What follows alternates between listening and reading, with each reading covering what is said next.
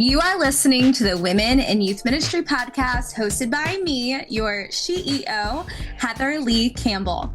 Women in Youth Ministry is an organization that seeks to elevate the voices of women in a male-saturated field. Go to womeninyouthministry.com to read our blog, follow us on social media, join our online community, purchase our merch, or support our Patreon. Now, here is Heather and this week's guest.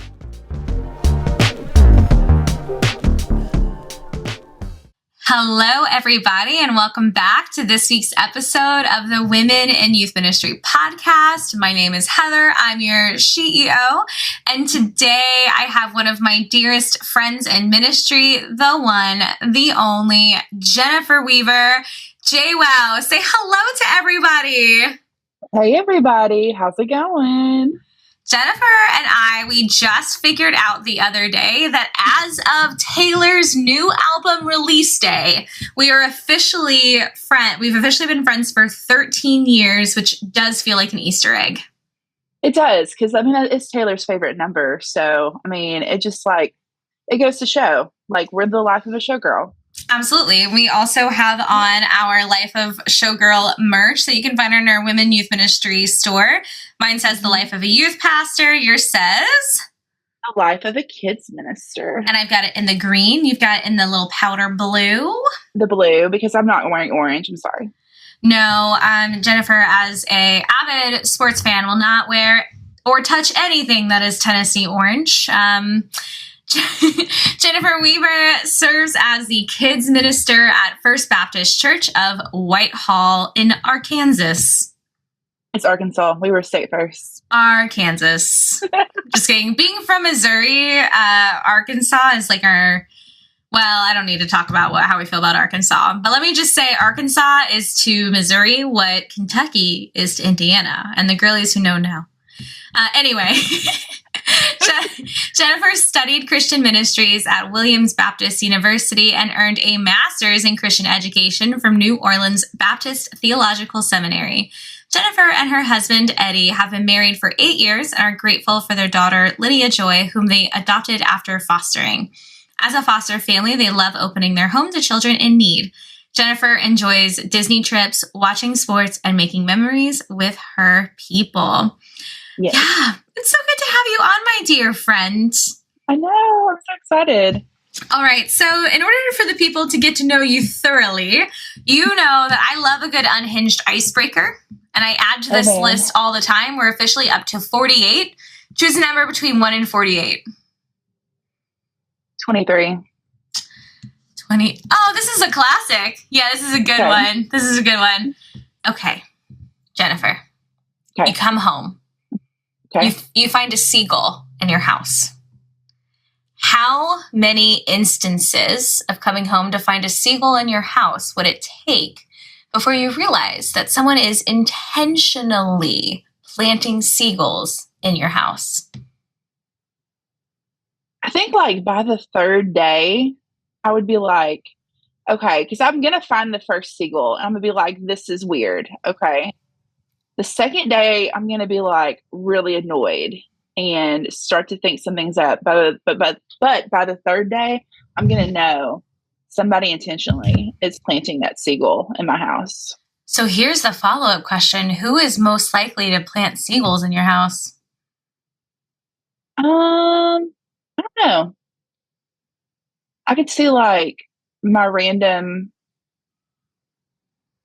could see somebody doing it local.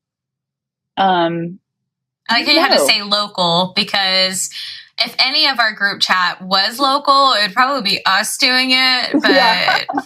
It would probably be Lonnie if that was the case. I could see her do it. Lonnie! That's amazing. That's amazing.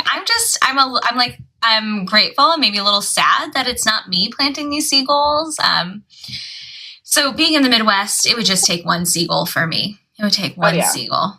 How'd you get in my house? My windows have been closed. I live in Indiana. I live in the city of Indiana. There's geese everywhere. There are no seagulls. How did you get here? I am confused. Mm-hmm. That's how I feel about it. Okay. Yeah, I can see that. All right. So, Jennifer, Well, you have been on the podcast before, and I believe it was in the context of our conference team, right? Yes. Yeah. So people kind of got to know our shenanigans on that call, but I don't know if people have gotten a chance to get to know you and your story yet. So I would love for you to share with everybody just a little bit about your faith story, what shaped your journey, and how you were called to ministry as a woman in our lovely Southern Baptist Church. So I didn't necessarily like grow up in church. I was one of those kids that like went to the vacation Bible school because a friend invited them, and really like to get me out of the house because first of all, I was bored and I was getting on my mom's nerves probably. And most certainly I was getting on my mom's nerves.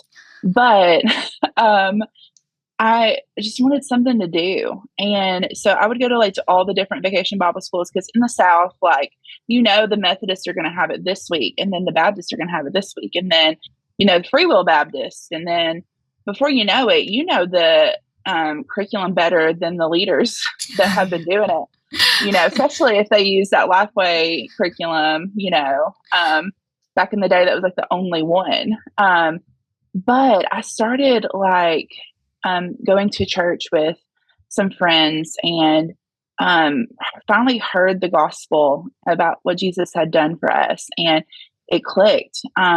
And that's where I really started my faith journey. And I was really discipled well by my home church, small, like in the country church. And they really encouraged me and had me like start serving really young in youth group. I think that it's so cool that like they had me working vacation Bible school and like helping lead things. And so with that, I got to see like a passion of like, this is what God is calling me to do. I remember being like 16 and helping out with game time at vacation Bible school and like running around with kids and like investing in them. And I just started to feel like this is something I want to do for the rest of my life then. And I had no idea what that would look like. Growing up in the Southern Baptist Convention, you always get told about these awesome women who like you hear about Lottie Moon, you hear about Amy Armstrong. And so like, I thought, well, God called Lottie and Annie, like he could call me to be a missionary too. And so I like started serving and doing more missions. And so I didn't know what my calling would look like, but I knew that I wanted to go to a college that would help me discover that calling. And so I went to Orleans Baptist, which was about an hour 15 from my hometown, which it was really good. I loved college and I really grew. I had some wonderful professors to help me discover more about my calling. And I just felt like I was called to do things with like this next generation. And God has really developed that to eventually I started working in foster care ministry and continue to do that with till this day. And just God has empowered me. And it all started when I was, 11 in this journey and, continuing to grow in him. And it's just been an awesome, wonderful ride. And I'm so thankful that he's called me to do this because I absolutely love it and can't imagine him doing anything else in my life. Yeah. It's funny to think about like when we were us 13 years ago, we were both doing youth ministry and working in group homes. And that was such like a unique context to be in, to kind of have this full-time hustle of group home life, but also like be serving in the local church as well. And so it's kind of cool to think like, wow, 13 years later, like you're like licensed as a minister within the Southern Baptist Church, which is so dope. And I believe like you're one of a few women who are licensed within your particular convention within Arkansas, right? Which that's amazing. And I'm no longer Southern Baptist. I still got love there, but theologically, don't align. But I still got my SVC friends. We love each other. We're still chill. But wow, for sure. Life changes. Yeah. It's just crazy to think about and, just to look back and see, I thought that only I could be called to the mission field or I could only do this or that. And yeah, I technically am on mission. Like, I'm doing children's ministry and like impacting this community, but like to be licensed as a woman in my convention, and like I get to baptize, which not a lot of women get to do.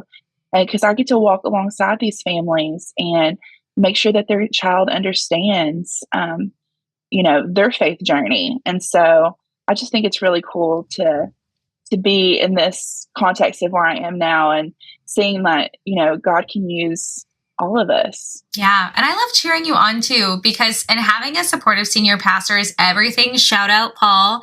Yes, I know you by name. Like, that's how you know that Jennifer is like one of my dearest friends, because I know her youth pastor or her senior pastor by name. I like know her receptionist, like everybody. I know the worship pastor. Like, I know everybody because Jennifer is my girl.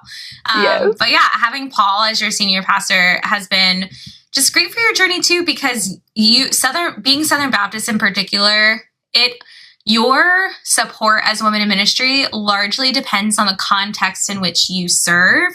I remember, I left the Southern Baptist Church in around 2012, and there are a lot of pieces to that. But I found a journal of mine recently where I had applied to be a children's minister at a Southern Baptist church. And because I thought, I can't really find a youth ministry gig. And so this would at least get my foot in the door. They had told me that their youth person would probably leave in a few years, and that once I earned the trust of the congregation, I could move into that role as a woman, that they weren't like against it. They just weren't used to it, if that makes sense. And so in my journal, I wrote about how I had an interview with them, and they told me that they loved me, but they wanted me to change my cover letter, because my cover letter said that I was called to youth ministry, and they wanted me to change it to that I was called to children's ministry. And I was like, I can't lie. Yeah. I can't lie about what God is calling me to, even if it helps in this context. And I think that was the last Southern Baptist church that I applied at, because I was like, I have to stay true to myself and what God is calling me to. And if that can't be here, then that's okay. I'll find the spot. And I think it's great you found your spot.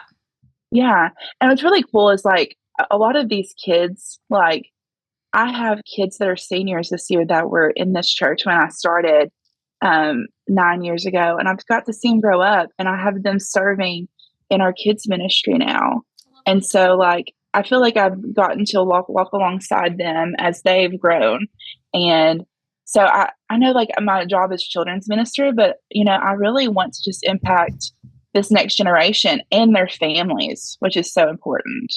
Yeah. I mean, the thing about it is like when you do ministry to young people well, it crosses the siloed age levels for sure. And so you are a children's minister, but children's ministry also is a very intergenerational ministry when done well. Yes. So you get to disciple teenagers and adults and people of all ages, which is very, very cool.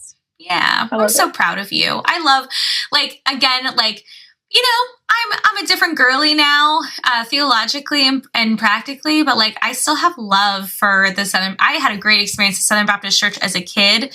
And I love that you get to provide this like very safe and formative experience for young people, because it meant a lot to me.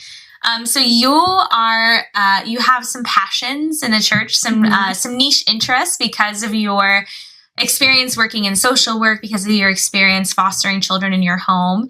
And today, you're going to talk a little bit about how do we include and love the foster kids in our congregations well. So go for it. Hit us with it. So a little bit about my background. Like Heather said, I worked in a group home, but it didn't stop whenever I stopped working in the group home and came to our church. Eventually, like out of the blue one night, we got a call about fostering our now a daughter, Lydia Joy. And, it was hard. There was a lot of ups and downs. I know Heather heard a lot of crying and gnashing of teeth that I went through. And I just felt like we need to do more to support foster families, especially as they're walking through, because like it is so hard. They need counseling, but also it's a lot of grief, of ups and downs, because you don't know where this journey, like the goal is always reunification and walking through, but like, what does that look like? Because every journey is so different. But as the church, we're called to take care of the orphans um, and the widows, and it's so important for us to do something. And this year, we had the opportunity to foster, and it's been so cool to see our church wrap around another family and to also, work together to make sure that these kiddos are growing in their faith. But like, what happens whenever a kid comes into foster care and starts coming to your church? I've seen a lot of studies recently about kids who have gone through trauma and, may be depressed and different things. And they likely don't go to church just because, first of all, kids that have been in foster care, they go through a lot of sensory and different things. And it may be hard for them to be around loud sounds or people they don't know. Who can they trust? It's so hard. And the church needs to do something about foster care. In my state, they say that if every church were to take in one foster child, there would be no need for them to sleep in the DHS buildings at night. Wow. And it's so hard just to help impact the church and how to help guide them in this. And so, I'm looking for and trying to do more in doing that. I think like having like a closet for anything that the kids in foster care might need. We have a great organization that we work with in our community that has a foster closet. And if they need anything, or if the parents need anything, they can, ask whether it's they need bunk beds, or, hey, I got a job interview, I need black pants, or I need a polo. Or like a kid may need a certain, just sometimes like having a Halloween shirt when it's close to Halloween just makes somebody feel better.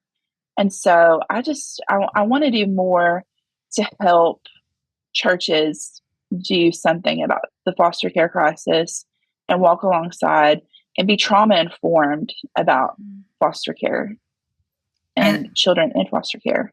Yeah, I love that. I mean, I worked in two different group homes. I worked one that was it was called a level 4 facility, which meant that a lot of the youth in the facility were honestly one step away from jail. And it wasn't that they were bad kids. It was that they were kids who had special needs and were misunderstood in their foster homes. And so this was the type of group home facility that they went to. And there was, as a youth care specialist is what it was called. And that facility, like I walked with youth through a lot of self-harm, a lot of self-doubt, sat in on group therapy sessions, things like that, met with their caseworkers, social workers, and it was hard. I mean, it was, and at the time, I don't think that I fully, even though I was sitting in on these group therapy sessions and reading their case files and all that, I didn't understand their full story. Part of that was I was really young, so I don't think my capacity to understand was as complete as it is now, is that I have more information. But I just thought these were tough kids, and I didn't realize that they were tough kids because they weren't being accommodated well. And that was really it. And then the second facility that I worked in was called a transitional living program. And that was for youth who are aging out of the foster care system. So they're 16 years old through 20 years old, and they're approaching aging out, and they needed to develop skills for living on their own. Because the statistic is that if you have been through in the foster care system, you have a 60% chance, at least this was the statistic at the time, of ending up homeless, being unhoused in your adulthood experience at some point. And unhoused can mean couch surfing as well. It doesn't necessarily mean the kind of the picture that we have of being unhoused in our head of But I mean, that's a huge unfortunate statistic. And I have an experience with being unhoused myself. My sister was adopted by my grandparents. You know, those things all matter to me. And it's a real thing. And churches aren't set up, like you said, to house foster care kids well. You mentioned the kind of the overstimulating environment. I'll throw in there, we love taking photos of everything, and you can't take photos of foster kids, right? What are some of the other things that churches aren't set up well for when it comes to accommodating foster care kids? I think like sometimes just like getting them in the door, like, and like having them get assimilated to like, what is youth group going to look like, you know, or what is children's ministry going to look like? Sometimes like, is there a plan? Like, you know, can they contact the kids minister or the youth minister and say, hey, like we just took in a foster placement, and, you know, get them set up for what church is going to look like? Because coming into a new place is scary. And let's be real, like a foster youth, they're probably starting a new school. Yep. They're probably have had all of their belongings like left at their home, or what they could take packed in a trash bag so that they can go. And it's scary. And so just like helping them get assimilated into the community of the church, but also like, are we taking meals over to the foster home's house, you know, and making sure that they're able to not have to worry about dinner, or, hey, here's a welcome basket to say like, welcome to this foster home. And do they have a Bible? That's another thing. So I just feel like it's very important for the church to wrap around and do what we can to make it easier to take placement and also transition kids into the church community. So I hear having clarity about what the programs are on the website, or so easy in-ramps for people to get involved in kids and youth ministry. I hear having accessible resources like Bibles and materials that we can't assume that people have available. And then I also hear supporting the families in and of themselves. So we can't assume, I mean, you get like a stipend often for being a foster parent, but that hardly covers everything. And so helping out and like being the church quite literally to the orphans and widows in our midst. Yeah. Like recently we had a family that took in several children, and for the whole month we made sure they had dinner every Tuesday, Wednesday, Thursday. And that mattered so much to that family, just because they had to feed, first of all, more mouths. Like, it's crazy. Like, I hate having to plan for us four and what we're going to eat at home, you know, honestly for myself. And so it just like took a huge load off of them. And so having the church be the church and help I think is so important. Taking your children's minister Jennifer hat off and putting foster mom Jennifer's hat on, what is something you wish the church knew about being a foster parent? That I think a lot of people always say they're lucky to have you a lot. And I think that in some ways, like, I don't like that phrasing, just because like it makes me feel like this like savior complex of like, I'm coming in to save the day, when all reality is that like we're just as lucky because we get to encourage them and walk beside their family. You know, I want my kids in foster care to go home, you know, if it's what's best for the family and for them. So I just think it's very important to like, first of all, just using language like that encourages the foster family is so important. And yeah, that's what I would say for somebody that needed to know. Yeah, I think like remembering like that child and their family all have dignity and not making assumptions about what they come from. There's all kinds of reasons that people are in the foster care system. And But even if their parents have the hardest, most heartbreaking story, they're still people with dignity, right? And right. Praying for restoration is so important. Yeah, I just like, you see this cycle so much, like, especially after working in group homes, like, I've seen so many of them say, well, my mom and dad were in foster care too, you know? And so how do we break this cycle, and make sure they have the support that they need, even if this kid's with us for a week or a respite for a couple of days or for 2 or 3 years, or we adopt them, like, how do we support them? I think it's so important. So you have been with me from the beginning of the creation of Women of Youth Ministry, which we created 11 years ago. And it started out as this group that we were just trying to get away from the other groups on the internet. And it's evolved into so much more. Yes. Share with us a little bit about what this community means to you and why you choose to serve on it as a board member, as the creative director for our conference team, as a moderator in the Facebook group, and as one of my closest pals on this team. I think like you said, you started this group. You can say we. I guess I'm a founding father, but like, founding mother, anyways.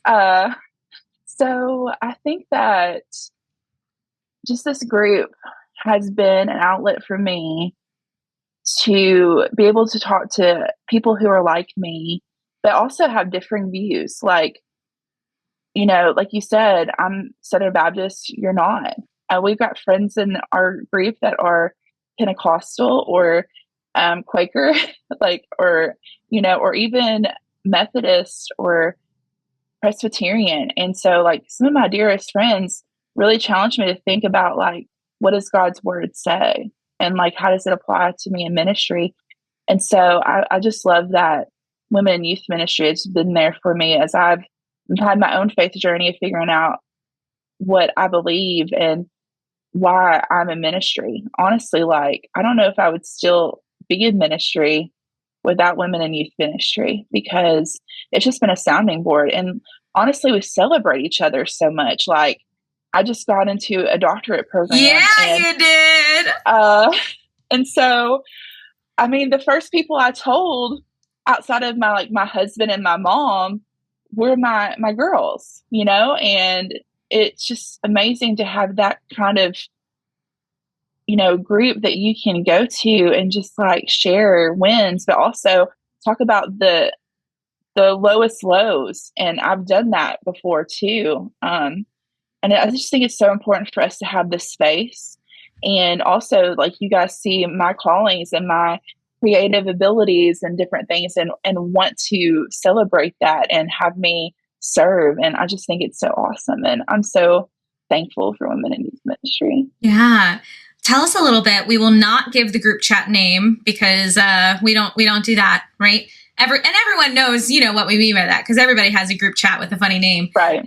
But we have like an inner group chat of 5 friends, and it's like taking the women youth. The reason I bring this up is like, it's good to be in the group, but there's 6,000. And so trying to find your people within that 6,000 is really important. Can you talk a little bit about that and talk about like what our group chat is like and what it means to you? Because I know it's important to you because it's important to me too. Yeah.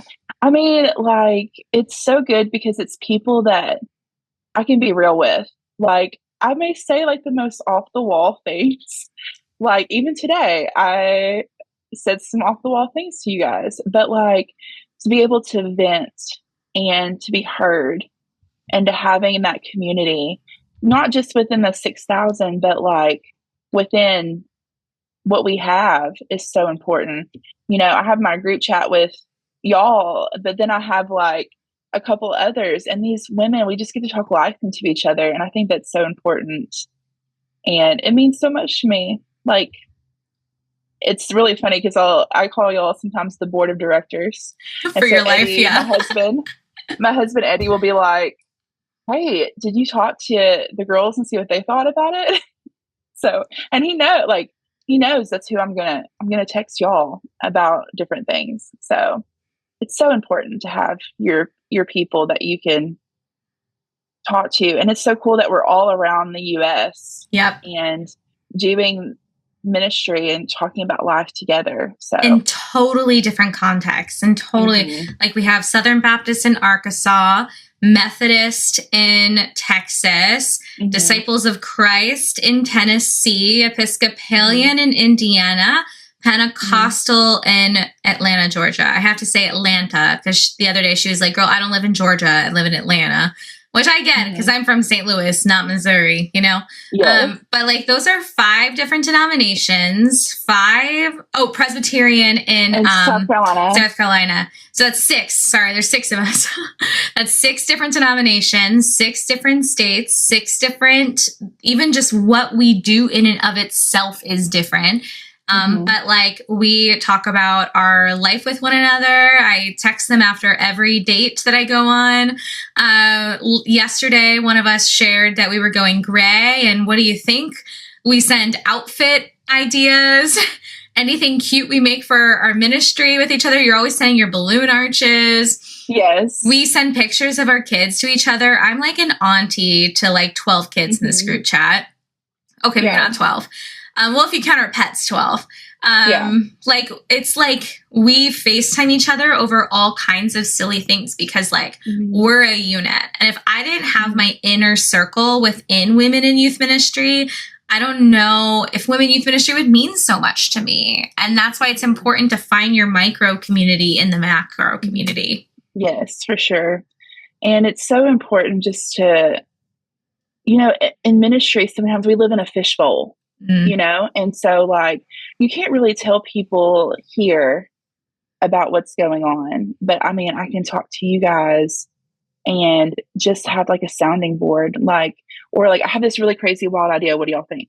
You know, and that impacts my ministry so much, and it's so important. So that's the reason why I do love women in youth ministry, and you know, it's just built that community and our conference that we do, and just building that needed space for us. Yeah. So, well, Jennifer, it's been great to have you, a founding father. I don't know what I'm going to call this episode yet, but a founding father feels fun. I feel like that kind of goes off the Taylor Swift, like father figure thing. Yes. Sorry, I'm like now down. I started singing the song in my head, and it's just the ADHD is too much. Well, we will post in the show notes ways that people can connect with you virtually. Oh, one last question. Oh my goodness. I can't believe I almost forgot this. We are the Women in Youth Ministry podcast. We are a podcast that all genders listen to, but we specifically want to take a moment to speak to the women listening. What is one thing that you want to say to any woman who is listening right now? It's so easy, especially for me. You know, I'm an Enneagram 3. And so like you had to drop that Enneagram number. I did. So like I want so much to like be I want so much to like do task and to make things better, and like always am trying to like, you know, improve. And I hate being stagnant. But a lot of times in my life, I've, you know, had that imposter syndrome. And especially like in our group, you know, we had talked about our goals and our things that we want to do.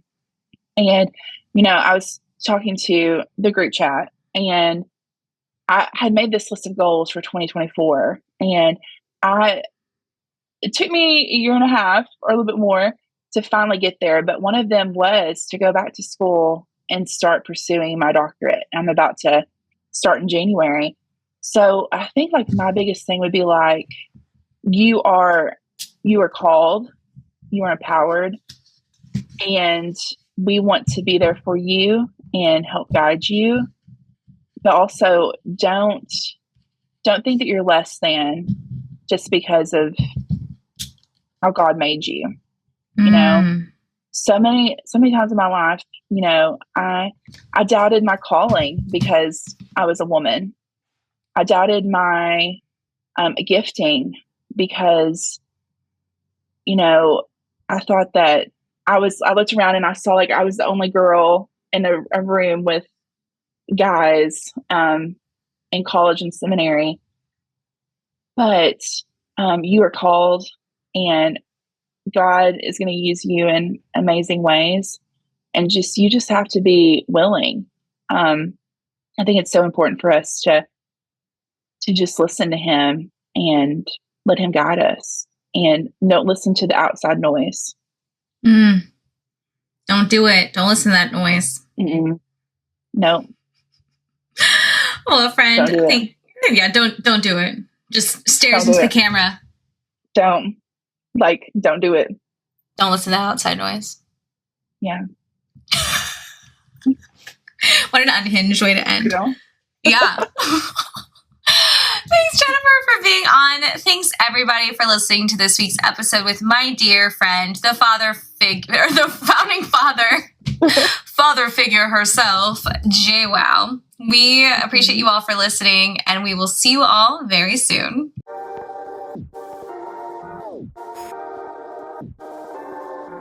If you enjoyed that podcast, don't forget to rate us 5 stars. You can follow us on Meta, Twitter, and TikTok at Women in YM. If you're a woman, we'd love to have you as part of our Facebook community. Go to womeninyouthministry.com to learn more. Thank you so much for listening to this week's episode of the Women in Youth Ministry podcast.